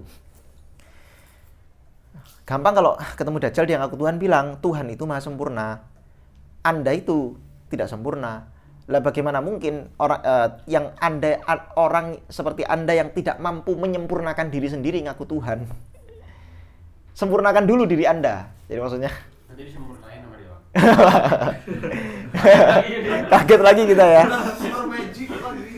Enggak, tapi ada satu hal yang nggak mungkin bisa dia hilangkan. Apa itu? Allah sudah, nah ini termasuk anugerahnya Allah adalah walaupun Allah beri dia segala kekuatan magic, tapi Allah beri satu hal yang dia nggak bisa ngubah. Apa itu? Di jidatnya tertulis kafir. Itu kata-kata Imam Ibnu Hajar yang nanti setiap orang muslim akan menjadikan itu sebagai tanda-tanda dia bukan nabi. Kalaupun dia ngaku nabi, dia punya dalam tanda kutip mirip seperti mukjizat, amrun khariqun lil adah, dia berdusta karena apa? Karena justru ada sesuatu yang mu'aradhah dengan, kan tadi kan syaratnya ada mu'arid. Ini ada mu'aradhah dengan klaim dia. Apa itu? Ayo, di jidatnya ada tulisan kafir. Terus idlal hanya terjadi di Dajjal atau bisa kasih tahu gitu? Apa? Ibtila. Ibtila, ya. Bisa terjadi pada banyak orang. Pada selain Dajjal juga. Berarti amrul khaliqun lil adah terus misalkan Yang fungsinya idlal. Yes. Dia kepada jin gitu kan bisa aja kan. Contohnya apa misalnya? Ketika siapa namanya? Yang terkenal itu Abdul Qadir Jilani. Ya kan? Digoda sama jin, tiba-tiba seolah-olah langit malam-malam langit itu jadi seperti terbuka begitu. Terang, terus muncul suara. Itu kan khariq lil adah juga kan? Untuk idlal kan? Nah, kamu saat ini kamu tidak perlu lagi untuk sholat, melaksanakan syariat, kamu sudah di makom tertentu, lalala segala. Itu fungsinya idlal lah, itu ibtila itu namanya. Itu mutawatir bang. Itu mutawatir itu cerita itu. Allah alam. Kalaupun doni ya barangkali doni. Karena yang menyaksikan saat itu ya cuman Syekh Abdul Qadir Jailani sendiri. Terus beliau meriwayatkan kepada orang. Oh. Kalau yang di zaman Syekh Abdul Qadir yang mutawatir itu ada nggak? Mujizat. Bukan mujizat. Karma atau karma. Ada karomah. Yang mutawatir. Banyak. Contohnya. Contohnya Sayyidina Umar. Misalnya Sayyidina Umar ketika beliau itu karomah kan Sayyidina Umar itu. Ketika ada beliau khutbah Jumat, terus beliau bilang kepada pasukan, jangan kamu pasukan sembunyilah di balik gunung gini nih. Yang nyaksikan Sayyidina Umar ngomong gitu banyak karena khutbah Jumat. Terus pasukan-pasukan yang dengar suaranya Sayyidina Umar banyak juga, mutawatir itu. Terus juga Sayyidina Umar yang ketika beliau kalau nggak salah nulis surat untuk Sungai Nil itu loh. Ketika Sungai Nil surut, habis itu ditulis surat, itu yang nyaksikan juga banyak. Allah alam. Kalau wali-wali zaman sekarang Allah nggak tahu saya kalau wali zaman sekarang. Kalau selain sahabat gitu loh. Nggak tahu saya kalau zaman sekarang. Wali-wali gitu. Nah itu ibtila itu saya baba. Tapi bisa jadi itu sihir. Nah ini kita harus bedakan antara amrun khariq lil adah ini semua dengan sihir. Sihir itu bukan amrun khariq lil adah. Kenapa? Karena sihir itu bisa dipelajari. Ini penting nih. Sihir itu bisa dipelajari.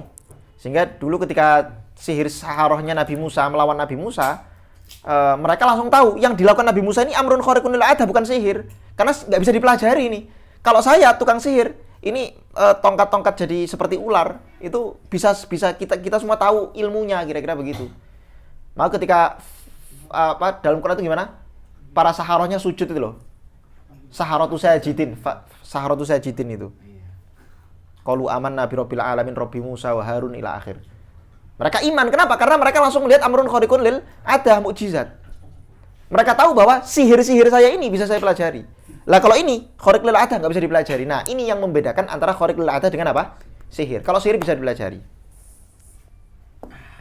Makanya banyak ulama-ulama zaman dulu, ulama muslim ya, ahlu sunnah, itu nulis kitab, terus di dalamnya itu ya ada sihir-sihirnya begitu. Kayak contohnya kitab apa itu, lupa saya. Mamba Usul Hikmah. Hah? Mamba Usul Hikmah. Mirip-mirip itu, ada Syamsul Ma'arif. Syamsul Ma'arif. Syamsul Ma'arif. Itu isinya perdukunan gitu-gitu, sihir lah, sihir. Boleh bang itu. Allah alam, saya nggak tahu itu Islami apa enggak, saya belum pernah. Terus nggak usah lah, zikir aja cukup. Katanya kata Ustaz siapa yang ahli ruqyah itu? Faizar. Kalau ini di Mamba Usul Hikmah sih, di real saya itu kayak ada tanda jin terus di Ya rajah ya. Ya raja itu katanya bisa menghilangkan bala atau apa gitu. Ya. Itu Nggak, dia bilang haram nggak itu? beliau Nggak bilang. Tidak menyinggung masalah ini haram. Oh bukan sih. ya. Khilaf. Allahu alam. Yeah. Itu pembahasan fikih ya, bukan itu pembahasan fikih. Ya, itu pembahasan fikih. Oke, sekarang wa amma burhanu wujubil amanah lahum alaihi wassalatu wassalam fali annahum law khanu bi fi'lin muharram aw makruhin lang qalabal muharram aw al makruh ta'atan fi haqqihim li anna Allah ta'ala amarna bil iktida'i bihim fi aqwali wa af'alihim wa la ya'muruhu Allah ta'ala bi fi'li muharramin wala makruh. Syuf, penting ini argumentasi amanah. Ini beliau mengatakan wa hadza bi 'ainihi huwa burhan wujubit tsalits. Jadi amanah dan tabligh itu burhannya atau pembuktiannya jadikan satu. Apa kata beliau? Apa bukti amanah? Bukti amanah adalah Allah memerintahkan kita untuk mengikuti Nabi, kan begitu kan? Allah ya'muruna amaranallah bil iktida bihim. Kita diperintahkan untuk mengikuti Nabi. Wal amru, perintah ini la yakunu illa wajiban au mangduban. Intinya to'ah gitu ya. To'ah. Ya kan, dalam usul fikih loh. Perintah itu kalau dia itu jazim berarti dia apa? Wajib. Tapi kalau dia itu ghairu jazim maka apa? Sunnah, kan begitu. Sehingga mubah itu bukan perintah sebetulnya. Ya ada khilaf tapi yang masyhur demikian. Coba saya ulangi premisnya. Allah memerintahkan kita untuk mengikuti para rasul. Perintah ini tidak mungkin, perintah ini kemungkinannya cuma wajib atau mangdub. Nah, kalau nabi itu yang muktadabihinya, itu melakukan perkara yang haram atau makruh, padahal kita diperintahkan mengikuti semua perbuatan Nabi, ya. Kita diperintahkan mengikuti akwal, af'al, bahkan takrirnya Nabi. Ya dong? Kita kan diperintahkan mengikuti sunnahnya Nabi. Sunnah dalam makna usul fikih ya, bukan sunnah dalam makna fikih. Yang mana yang melakukan dapat pahala, meninggalkan tidak berdosa, bukan itu. Sunnah di sini adalah akwal Nabi, af'al Nabi dan takrir Nabi, suluk Nabi. Kalau sampai Nabi itu melakukan perkara haram, ucapan atau perbuatan atau takrir, padahal kita diperintahkan untuk mengikuti Nabi, perbuatannya, ucapannya, dan perintah Allah itu pasti imma wajib imma mangdub, berarti terjadi apa? Jam'un bainan naqidain di sini. Jam'un bainan naqidain. Ya dong, kita diperintahkan untuk ikut Nabi. Yang namanya perintah itu tidak haram, tidak makruh, tapi yang diikuti melakukan perkara haram. Berarti kita sama dengan kita mengatakan Allah memerintahkan kita melakukan hal yang wajib dan mandub plus haram dan makruh. Terjadi jam'un bainan naqidain. Dalil aklinya begitu, rasionalnya begitu. Dalil aklinya. Ada kholal di sini sebetulnya, tapi nggak perlu kita bahas. Nah, yang lebih kuat sebetulnya dalil dari sifat amanah dan tabligh ini adalah nakli dari Al-Quran langsung. Apa firman Allah misalnya mengenai Nabi itu wajib amanah, atau kita diperintahkan ikut Nabi. Qul in kuntum tuhibbunallah fattabi'uni wa ma kana lil mu'minin wala mu'minatin idza qadallahu rasulu amran ay yakuna lahum khiyaratu min amrihim wa may ya'sillahi wa rasulahu faqad dhalla dhalalan mubina, dan seterusnya. Banyak sekali perintah di mana kita oleh Allah diperintahkan ikut Nabi, dan perintah ini berkisar antara wajib dan sunnah. Kok sampai Nabi melakukan perkara haram, baik itu ucapan, perbuatan atau takrir, berarti sama dengan Allah memerintahkan kita untuk berbuat apa? Haram juga. Dan itu mustahil, jam'un bainan naqidain. Nah, ada pertanyaan kemudian.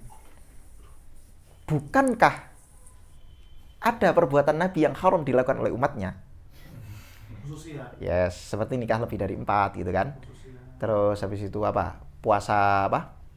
Puasa wisol. Nabi itu puasa wisol nggak sih? Enggak ya? Sholat tahajud juga ya. Oh iya, tahajud ya, tahajud itu wajib untuk umatnya sunnah. Enggak, yang haram, yang haram. Apa ya? Ya itu ya, apa namanya? Nikah lebih dari 4. Yang kebayang baru itu. Ada lagi nggak ya? Belum tahu saya. Ya itulah pokoknya ya. Nikah lebih dari 4. Haram. Lah ini gimana nih?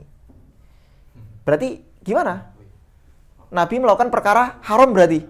Oh enggak. Fi haqqihim, untuk Nabi, bagi Nabi itu tidak haram. Tapi untuk umatnya itu haram. Maka disebut khususiyah. Karena kaidahnya mengatakan bahwa secara umum semua yang dilakukan Nabi itu wajib diikuti umatnya illa kecuali sesuatu yang ada dalil yang menunjukkan bahwa perbuatan itu khusus untuk Nabi. Jadi secara umum kaidahnya bahwa ketika Nabi melakukan sesuatu harus langsung kita ikuti, tidak boleh tawakuf. Nggak boleh tawakuf, harus langsung diikuti. Kecuali sampai nanti ditemukan ada dalil yang menunjukkan bahwa perbuatan itu khusus dilakukan untuk Nabi. Selesai. Paham ya? Sehingga tidak mungkin Nabi itu melakukan apa? Perbuatan haram. Dalil nggak boleh ikutin Nabi nikah lebih dari 4 itu apa? Ya fankihu ma taba lakum minan nisa matsna wa thulatha wa ruba'. Itu satu. Itu dari Quran. Yang dari hadis adalah suatu ketika ada seorang sahabat yang istrinya 10 atau lebih gitu. Terus Nabi memerintahkan kamu pilih 4, sisanya ceraikan. Ini menunjukkan bahwa tidak boleh lebih dari 4. Paham dan? Presiden mau 100. Wawunya wawu li ziyada. Sulasa wa tambah ruba toh. Masna toh. Wah nanti dia. Iya. Kan mau jadi Nafsi. Iya, Cok. Oke. Fankihu. Kemudian, Ini apa? nah tabligh juga sama. Wajibnya tabligh juga sama. Wajibnya tabligh itu apa? Karena kebalikan dari tabligh itu kitman. Lah kitman itu perkara haram nggak? Berarti Nabi melakukan perkara haram kalau sampai kitman. Selesai. Masuk ke dalam burhan atau pembuktian wajib sifat wajib apa? Amanah. Makanya di sini dikatakan apa coba? Kata beliau. Wa amma burhan wujubil amanah lahum alaihi salatu wasallam fali annahum, karena para nabi lau khanu, kalau sampai mereka khianat, yakni bi fi'lin muharram au makruh. Khianat dengan cara melakukan perkara haram atau makruh, langqalabal muharram awil makruh ta'atan fi hakim. Maka terjadi qalbul haqiqah. Hukum yang harusnya itu haram atau makruh menjadi taat. Seperti yang saya bilang tadi, jam'un baina naqidain. Li anna Allah Ta'ala amarna bil iqtida' fi aqwali wa af'alihim, karena Allah itu memerintahkan kita untuk ngikut Nabi baik akwal atau af'al, dan takrir wala ya'murullahu ta'ala bi fi'lin muharram wala makruh, dan Allah tidak pernah memerintahkan kita untuk melakukan perkara haram. Apa dalilnya? Allah tidak memerintahkan kita melakukan perkara haram atau makruh. Innallaha la ya'muru bil fahsya. Allah tidak memerintahkan kita, Allah tidak pernah memerintahkan melakukan perkara yang fahsya, buruk. Wa hadza bi'ainihi huwa burhanu wujubi tsalits, dan argumen ini adalah argumen yang sama dalam membuktikan apa? Wajibnya sifat yang ketiga, yaitu apa? Tabligh. Kalau bukti sifat tabligh di dalam Al-Qur'an adalah ayat yang berbunyi al yauma akmaltu lakum dinakum. Hari di mana Allah telah sempurnakan agama kalian lah. Ketika Allah berfirman bahwa hari ini adalah hari di mana Allah sudah menyempurnakan, berarti semua yang wajib disampaikan sudah terlaksanakan. Sudah disampaikan. Oke. Yang terakhir fatonah. Fatonah ini tidak disebutkan sama Imam Sanusi rahimahullah. Apa bukti wajib sifat fatonah? Gampang aja. Karena Nabi itu diperintahkan untuk menegakkan hujjah, ya kan? Nabi itu ditegakkan untuk menjelaskan syariat. Menjelaskan syariat itu dengan menjelaskan argumen-argumennya dan membantah syubhat-syubhat yang ada. Nabi membantah syubhat nggak? Membantah syubhat. Di dalam Al-Quran gimana coba? Gimana itu ceritanya ketika ada orang Yahudi datang kepada Nabi, terus mereka bilang bahwa yang ngikut Ibrahim itu kami, orang Yahudi. Kamu nggak ngikut Nabi Ibrahim. Terus kata Nabi apa? Bagaimana mungkin Ibrahim, inna Ibrahim Yahudian wala Nasranian walakin maka anak Ibrahimu Yahudiyah wala Nasranian walakin kana hanifan muslimah. Enggak, Nabi Ibrahim itu enggak bisa dikelompokkan jadi Yahudi Nasrani, karena Nabi Ibrahim itu apa? Datang sebelum Ada Yahudi Nasrani. Yahudi itu kan keturunannya Nabi Yakub. Yang kemudian keturunan Nabi Yakub ini diturunkan Nabi Musa untuk mereka kan. Dan Nabi Ibrahim datang sebelum itu. Bagaimana mungkin kamu mengklaim Nabi Ibrahim itu Yahudi, apalagi Nasrani lebih jauh lagi. Nah, orang yang menyampaikan sesuatu dengan hujjah, membantah syubhat, ini nggak mungkin orang bodoh. Sehingga Nabi wajib cerdas. Yang terakhir, wa amma dalilu jawazil arad al-basyariyah alaihim famusyahadatu wuqu'iha bihim. Nabi itu kan tadi kan jaiz mustahil sudah ya. Kalau mustahil gampang. Ketika kita sudah membuktikan sifat wajib, otomatis nakidnya mustahil. Selesai. Nah sekarang sifat jaiz bagi Nabi apa? Arad basyariyah. Apa bukti bahwa Nabi itu jaiz melakukan arad basyariyah? Apa buktinya? Musyahadah, langsung disaksikan langsung. Sahabat menyaksikan Nabi tidur, sahabat menyaksikan Nabi makan, minum, itu kan arad basyariyah. Kalau Anda membantah musyahadah ini, ya berarti Anda mukabaroh. Hal yang musyahadah kok dibantah. Fa musyahadah itu wuku'iyah karena sudah terjadi. Maka tentu dengan mengecualikan tadi ya, dengan mengecualikan apa? Hal-hal yang membuat hina itu tadi, yang membuat hina. Fa musyahadatu wuku'iyah, bukti lainnya. Bukti bahwa Nabi itu boleh melakukan arad basyariyah adalah musyahadatu wuku'iyah. Kejadian itu disaksikan oleh banyak orang. Itu satu. Lah kenapa kok Nabi itu Allah beri arad basyariyah? Kenapa enggak Nabi itu kayak setengah dewa gitu? Ya enggak usah sampai Tuhan lah. Kenapa enggak jadi setengah dewa aja? Kenapa memiliki arad basyariyah? Ada hikmahnya. Apa hikmahnya? Imma li ta'dhimi ujurihim. Yang pertama ada kalanya untuk melipat gandakan pahala-pahala para nabi ini. Jadi Nabi diberi sakit juga dan diberi ujian, ya kan? Diusir oleh kaumnya. Itu kan arad basyariyah. Coba Nabi setengah dewa gitu kan. Diusir kaumnya langsung. Datang petir, geledek. Kaumnya langsung. Ada nabi-nabi yang maksudnya intinya kalau nabi terlalu sempurna itu ya nabi itu memiliki arad basyariyah. Ada hikmah, apa hikmahnya? Li ta'dhimi ujurihim. Untuk melipat gandakan pahala mereka. Au li tasyri', untuk apa? Menjelaskan syariat. Jadi dikasih makan, Nabi makan juga, minum juga, tidur juga, supaya untuk tuntunan bagi umatnya, kalau kamu makan, maka makanlah dengan cara ini. Tidurlah dengan cara ini, dan seterusnya, dan seterusnya. Aulit tasali anid dunya, atau supaya Nabi itu dijauhkan dari dunia.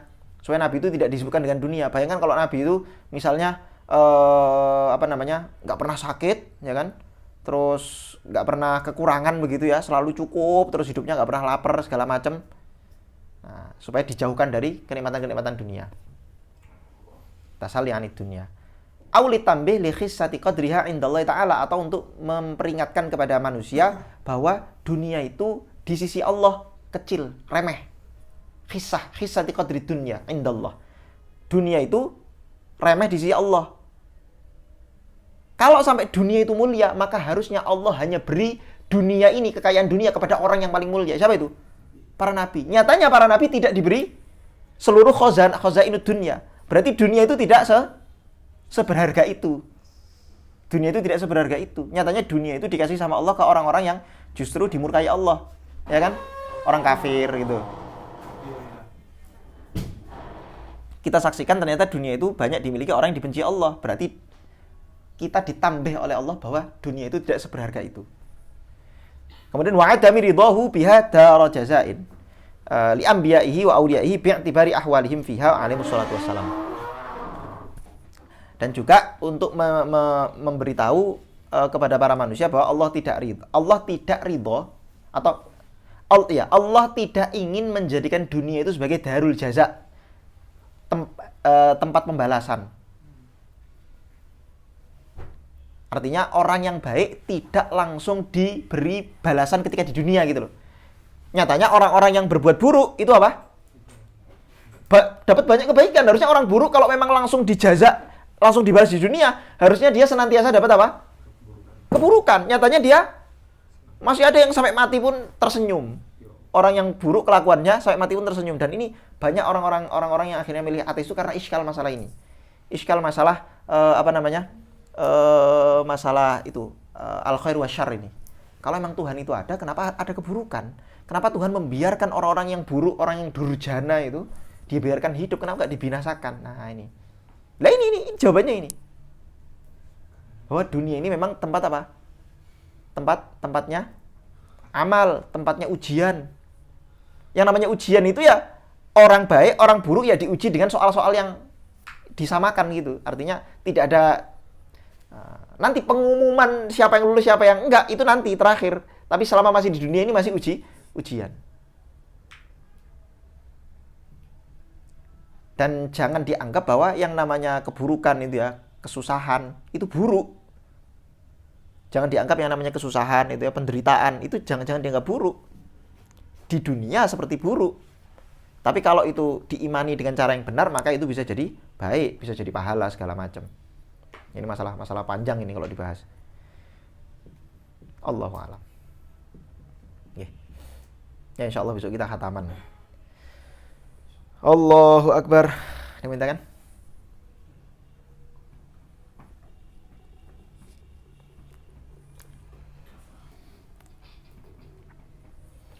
Karma itu ada nggak bang? Nggak ada. Dalam Islam karma nggak ada. Nggak ada. Oh, karma. Karma. Karma itu kan konsepnya orang Buddha sebetulnya kan. Jadi kalau Anda melakukan keburukan, pasti nanti di dunia akan dibalas keburukan kan begitu. Dalam Islam nggak ada. Dan faktanya menunjukkan demikian, bahwa banyak orang yang di dunia berbuat keburukan tapi dia mati tersenyum. Matinya tersenyum. Mati tersenyum tuh sebelum mati atau ya jasadnya tersenyum? Enggak, maksudnya ya sebelum mati dia nggak dapat balasan apapun dari keburukannya.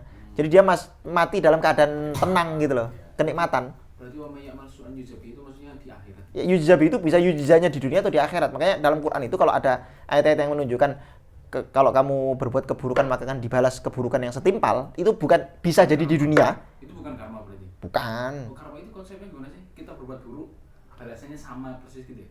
Nggak tahu. Makanya Gimana karma? Nah, ya pasti di dunia kan. Nah iya makanya nggak ada dalam Islam karma itu. Nggak ada karma. Terus kalau ada orang, Kenapa? biarin aja deh. Misalnya ada orang disakitin, Hah. terus dia bilang biarin aja ntar juga ada karmanya, itu gimana? Oh, itu keliru, itu cara paham keliru. Kalau Anda disakiti atau hak Anda didolimi, Anda boleh melawan, dan itu syariat. Dalam Islam kalau kita didolimi, hak kita diambil, kita boleh melawan, kita boleh meminta hak kita. Dan syariatnya begitu. Nah ini kekeliruan banyak orang nih. Kekeliruan banyak orang dikira akidah Islam itu membuat orang akhirnya pasrah, didolimi, diem aja. Enggak, Islam enggak gitu. Kalau gitu ya orang Palestina enggak perlu perang. Udah biarkan orang Israel menjajah tanah kita berikan kepada mereka, silahkan. Ya orang ngono, bos. kalau misalkan yang dolimi kita itu orang Muslim, Hmm. dan kita memang sampai kayak mengharuskan kita harus melawan, mungkin barangkali sampai bunuh-bunuh itu bunuh gitu. Ya, yes. Itu enggak masuk. Boleh. Itu namanya darus soil kalau dalam fikih. Bukan masuk ke yang hadis Daf'us sa'il. Maktul finnar itu gimana? Gini. Al-qatil wal maktul finnar itu kasusnya ketika nggak ada satu zalim, nggak ada mazlum. Oh, oke. Ya mereka bertengkar aja. Bertengkar dan pengen saling sama-sama nafsu membunuh. Tapi kalau Anda pilihannya kalau Anda tidak dibunuh, kalau Anda tidak membunuh, Anda yang dibunuh, Anda boleh membunuh. Soalnya kasusnya pernah ada di kampung saya ini, ada orang didolimi masalah tanah, Hmm. dan itu sampai bunuh-bunuh. Dan dua-duanya mati. Yang si sengketa tanah ini yang nyuri tanahnya sama yang punya pemilik tanah itu beneran bunuh-bunuhan. Nah itu kan saya mikir, waduh ini masuk ke hadis yang qatil maktul itu enggak. Berarti enggak. Kalau dia memang dalam membunuhnya itu dalam membela haknya itu tadi, tidak dosa, nggak dosa. Dia membela hak kok. Semua.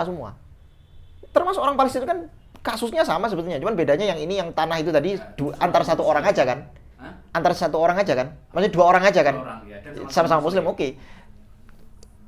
Dalam kasus Palestina itu ya bedanya satu kafir kan. Tapi kalaupun yang jajah itu orang Muslim juga bisa. Bugot kan namanya kalau misalnya ada sekelompok orang Muslim yang merampas atau ya menyerang kekuasaan yang sah kira-kira begitu, itu bugot dan bisa diperangi. Itu ada bedanya nggak bang? Kayak kan ada ayat yang fa'in aqabatum fa'aqibu mithla ma aqabtum bih Yes. wa in sabartum. Ya. Diperintahkan sabar juga. Yes. Terus apa ada yang kejadian tuh yang bisa disabarin atau yang harus dibalas gitu? Kayak kalau kadang segala hal kita habis didolimin terus dia bilang ya udah sabar nanti diazab sama Allah. Itu kan ada kesalahan kayak itu kan. Iya, Itu ada bedanya nggak? Yes. Itu sulit juga jawabnya itu. Karena memang kalau di dalam Islam itu Anda diberi pilihan. Maksudnya yang saya kan tadi bilang, kalau hak Anda dirampas, syariatnya mengatakan Anda berhak juga untuk membalas. Artinya Anda merebut hak Anda itu. Itu dibolehkan. Dibolehkan itu apakah harus melakukan seperti itu? Memang tidak. Nah, di dalam Islam itu, tapi nanti harus kita bedakan, tapi nanti. Ada ayat yang berbunyi gini. Wa jazaa'u sayyi'atin sayyi'atun mithluha. Wa man 'afa wa aslaha fa ajru 'ala Allah. Dalam kasus-kasus kecil misalnya ya. Ada orang ngambil duit saya, ya sudah saya ikhlas lah, nggak apa-apa. Ada orang saya ikhlas nggak apa. Ada kasus-kasus di mana kita itu wajib membela hak kita. Wajib tingkatannya wajib. Seperti apa misalnya? Seperti ketika tanah kita dirampas, harga diri kita dirampas, kehormatan keluarga kita dirampas, misalnya begitu. Itu wajib, hukumnya wajib. Jadi keliru kalau orang bilang bahwa kan ada tuh, ya mohon maaf ya, orang-orang ada salah satu tokoh Wahabi, nggak semua ya, sebagian Wahabi, atau salah satu tokoh yang pernah saya tahu, dia bilang gini, orang Palestina itu dosa itu, mereka hijrah aja dari Palestina. Kenapa? Karena orang Palestina, karena manusia itu bukan. Masuk dia ngomong gitu juga. Oh, alah. Enggak, ini di Saudi. Ini di Saudi, kalau kan di Indonesia. Ini Wahabi yang dari Saudi. Dia bilang gini, udah, kamu itu ketika kamu stay di Palestina itu kamu membahayakan dirimu. Padahal Allah memerintahkan la dharra wala dhiraron. Manusia itu argumennya begini argumennya. Manusia itu diperintahkan manusia itu diperintahkan Allah di dunia untuk beribadah, bukan untuk membela tanah air.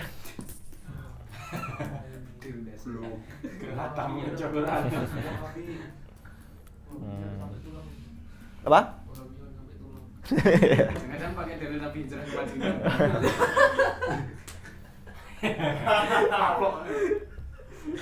Padahal kan dalam Al-Qur'an dikatakan la yanhakumullahu 'anil ladzina lam yuqatilukum fid dini wa lam yukhrijukum min diyarikum an tabarru tuqsitu ilaihim. Berarti kalau mafhum mukhalafahnya, kalau misalnya kita itu diusir oleh orang-orang kafir dari tanah kita, yuk kita melawan mereka kan? Ada syariatnya gitu loh, ada syariat melawan. Dan kita harus melawan memang.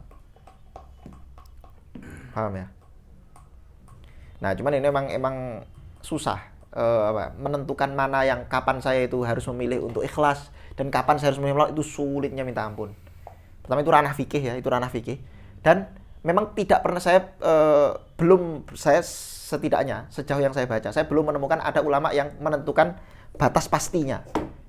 Ketika seperti ini kamu lebih baik sabar, tapi ketika keadaannya seperti ini harus melawan, lebih sebaiknya melawan. Itu saya belum pernah nemu ada batas, karena ini fikih yang sifatnya itu tadi ya, abu-abu memang.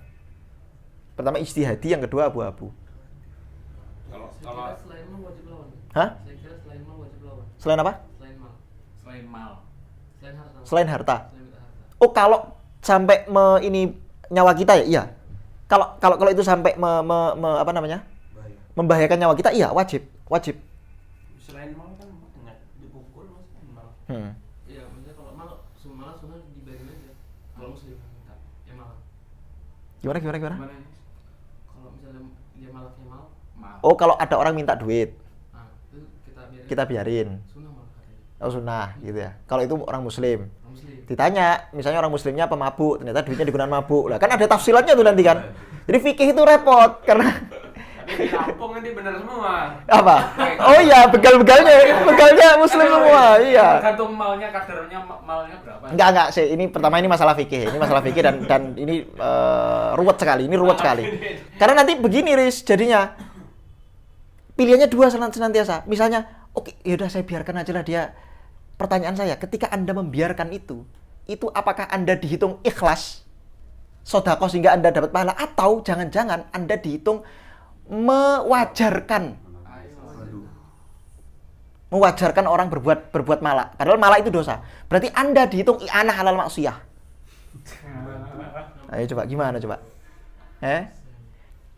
Susah, fikih itu susah. Selalu ada dua sudut pandang itu. Makanya Imam Syafi'i kan awalnya beliau nggak terlalu konon ya katanya. Saya saya dengar berkali-kali dari Gus Baha, tapi saya belum cross check beneran nggak cerita ini. Tapi karena saya nganggap beliau ini khobar sodik ya. beliau orang yang kredibel. Jadi kan Imam Syafi'i itu kan dulu konon katanya beliau itu nggak terlalu suka sama dunia kan, nggak terlalu suka sama dunia karena dunia itu membuat orang ulama itu suka cinta dunia, akhirnya menjauh dari gitu-gitulah pokoknya. Nah cuman perspektifnya berubah setelah beliau melihat gurunya ternyata orang kaya. Ditanya, saya kenapa engkau itu kaya? Kenapa nggak engkau milih jadi ulama yang zuhud aja? Kata gurunya, bayangkan misalnya duit yang saya pegang ini itu yang menguasai orang fasik. Kalau ekonomi itu dikuasai orang fasik, kira-kira yang terjadi apa? Lebih milih mana kamu? Ekonomi yang menguasai orang soleh atau yang menguasai orang fasik? Oh iya juga ya. Akhirnya ya wis lah. Itu sama dengan orang yang bilang bahwa udahlah kiai ulama itu nggak usah masuk politik. Udah ngajar aja gini segala macam. Misalnya begitu. Tapi kalau pertanyaannya dibalik misalnya, gimana kalau ternyata politik itu yang menguasai orang fasik? Nggak ada kiai yang masuk sama sekali. Gimana nih, Pak? Repot juga. Akhirnya kiai pada masuk. Gus-gus pada masuk, ketularan fasik. Gus-gus lo ya, saya bilang gus-gus lo ya. Dan ya kita harus jujur. Sebagian kiai juga nyatanya kasus korupsi itu ada kan? Yang ya kiai juga, dia dikiaikan. Ya kita menolak dia disebut kiai. Dia tidak mencerminkan akhlaknya seorang kiai. Tapi dia dikiaikan oleh murid-muridnya. Tapi tetap tertangkap korupsi misalnya. Nah, yang semacam ini repot. Yang semacam ini apa? Repot. Nggak bisa diukur, sulit. Ngukurnya itu sulit. Sama kayak tadi. Kapan saya harus melawan, kapan saya harus sabar. Itu ngukurnya sulit. Kalau rakyat yang dizalimi, Bang. Kenapa? Sabar apa melawan? Karena kan kebanyakan orang masyarakat kan gitu. Habis dizalimi sama pemerintah gara-gara lihat pemerintah terlalu gede, akhirnya udahlah dia sama Allah nanti itu. Akhirnya nggak ada lawan. Gini loh, gini. Keadaan. Nah, ini sulit, ini jawabnya sulit juga. Ini pertama itu masalah fikih ya, bukan masalah akidah. Tapi kalau saya pribadi, di dalam Islam itu bahkan ya, yang muktamad itu selama pemerintah itu tidak maksiat kepada Allah dan Rasulnya, jangan dilawan. Karena akan terjadi, karena gini, mafsadah yang timbul dari perlawanan itu lebih besar. Begitu. Kecuali kalau dia sudah sangat parah begitu ya, sangat parah sampai membunuh segala macam gitu-gitu ya, membunuh, dan Anda punya kekuatan untuk melawan, kayaknya boleh melawan. Kayaknya. Oh jadi kayaknya. Makanya sulit juga, untukannya sulit juga. Padahal tadi kalau PP kekuatan. Wah, kayaknya. Sulit juga. Nggak tahu saya, Allah alam, saya nggak tahu. Tapi saya ngikuti juga kok komentar-komentar peristiwa politik di Timur Tengah yang melibatkan Syekh Ramadan Buti, melibatkan orang-orang IM segala macam, itu saya ngikuti dan saya ikuti emang sulit. Kalau udah masuk politik itu sulit. Kamu cari fatwa ke ulama-ulama mesti nemu aja jawaban apapun itu. Yang ngelawan ya ada jawabannya, yang nggak ngelawan ada jawabannya. Akhirnya kalau menurut saya ini ijtihadi. Udah bas ijtihadi.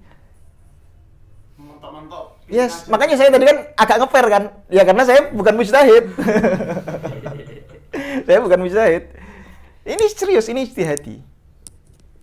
Nggak bisa dipastikan bulat begitu. Wajib melawan. Waduh, ya repot bos. Kayak Azhar aja.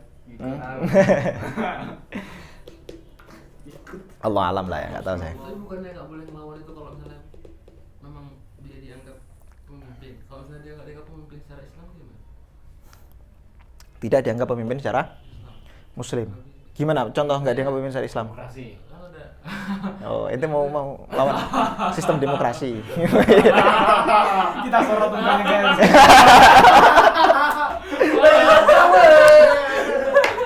Ini penting. Kalau ini saya tahu jawabannya. Persis. Saya tahu bukan dari saya ya. Saya tahu dari kalian bisa cek kitabnya Syekh Faudah. Beliau di situ menjelaskan bahwa memang demokrasi itu tidak Islami. Itu jelas lah. Orang Muslim yang jujur akan mengatakan demikian. Kalau Muslim politisi ya terserah dia mau ngomong apa kan. Kan banyak Muslim aslinya dia tahu demokrasi itu nggak sesuai, tapi ya dia karena dia politisi ya ngomong sesukanya terserah. Tapi kalau ulama kan wajib menyampaikan apa yang benar. Kata Syekh Faudah, kita sepakat bahwa demokrasi itu tidak sesuai dengan Islam, bukan sistem Islam. Tapi kata Syekh Faudah, kata beliau, menjaga sistem atau menjaga kebersamaan atau menjaga negara yang sudah sustain ini, ya, itu jauh lebih baik daripada Anda menghancurkannya. Dan tidak ada satupun kalam ini nggak tahu saya ada apa enggak, tapi memang lebih baik, walaupun kita tahu ini tidak sesuai syariat, tapi lebih baik untuk menjaga yang sudah ada dengan memperbaiki pelan-pelan dari bawah, dikit-dikit memperbaiki, daripada Anda menghancurkan semuanya akhirnya kocar-kacir. Sekarang saya tanya, ayo kita jujur-jujuran wis di Indonesia misalnya. Partai Muslim, ya, yang setuju menerapkan syariat Islam memberontak, langsung lakukan revolusi total, undang-undang dasar dihancurkan semua, tegakkan langsung Quran dan Sunnah. Pertanyaan saya, kira-kira chaos nggak? Walaupun Muslim di Indonesia itu 80%, pertanyaan saya, yang sepakat itu loh, yang sepakat 80% ini kan rata-rata, ya saya nggak mau klaim juga rata-rata ya, banyak yang otak-otaknya kan sekuler juga, ya kan? Lah ketika ada kemungkinan bahwa akan terjadi chaos, malah nanti gagal, malah nanti wah macam-macam terjadi mafsadah, udah lebih baik jaga apa yang sudah ada. Makanya para ulama biasanya menamai negara-negara semacam ini negara yang darurah bisyaukah. Udah ini kita biarkan aja, kita anggap sah secara darurat, sama kayak bank gitu loh. Kita tuh sulit menolak eksistensi bank itu sulit. Sekarang Anda mau transaksi duit yang nggak sulit, ente masa mau bawa duit Anda kemana-mana pakai karung gitu mau, yang sulit. Tapi bank jelas banyak syubhatnya, jelas yang ada, jelas ribanya itu ada jelas. Tapi darurat, ya wis. Jadi ya sudah. Kita kayak revolusi Suriah itu jadi kadang-kadang jadi gak bagus gitu. apa? Revolusi apa? Suriah. Oh, Suriah. Apa? Itu pun ulama juga beda ya. Enggak, revolusi Suriah itu banyak dibela sama ulama-ulama Islam. Enggak, maksudnya kalau pakai tadi Ya gimana? keadaannya apa lebih baik. Oh enggak, gini, nah ternyata di konteks revolusi Suriah itu mayoritas rakyatnya itu mendukung. Lah kan tadi contoh saya itu adalah ketika di konteks di mana mayoritas rakyatnya itu Tidak. yes, belum siap. Nah, saya mengatakan belum siap. Tapi kalau mayoritas rakyatnya sudah siap, loh bagus malahan. Kalau memang dirasa nggak benar ya sudah, ganti aja sistemnya. Dan didukung banyak ulama kan kemarin revolusinya itu. Didukung banyak ulama. Dan itu juga Sunni juga kan.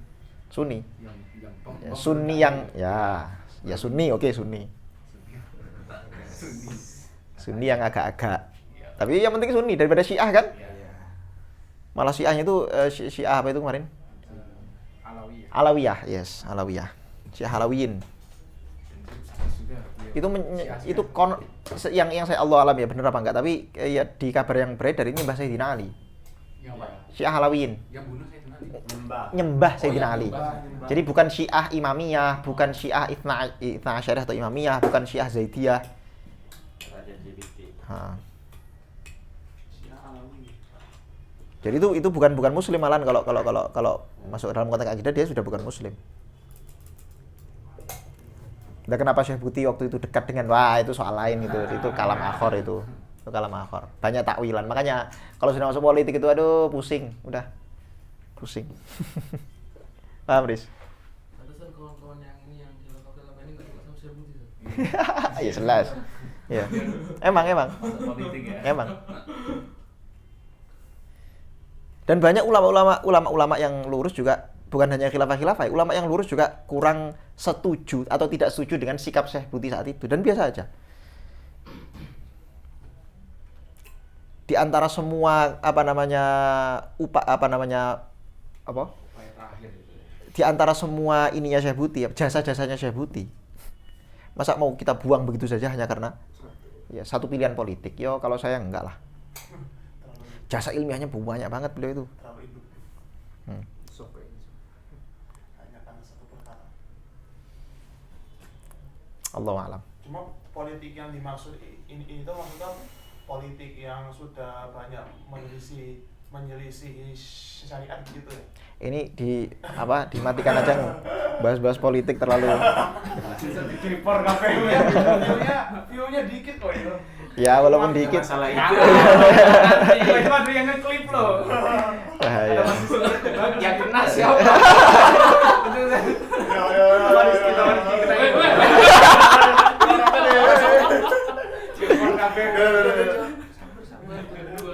Ya kita tutup dulu aja lah ya. Kita dipotong ya akhirnya. Al-Fatihah. Al-Fatihah. A'udzubillahi minasyaitonir Bismillahirrahmanirrahim. Ya.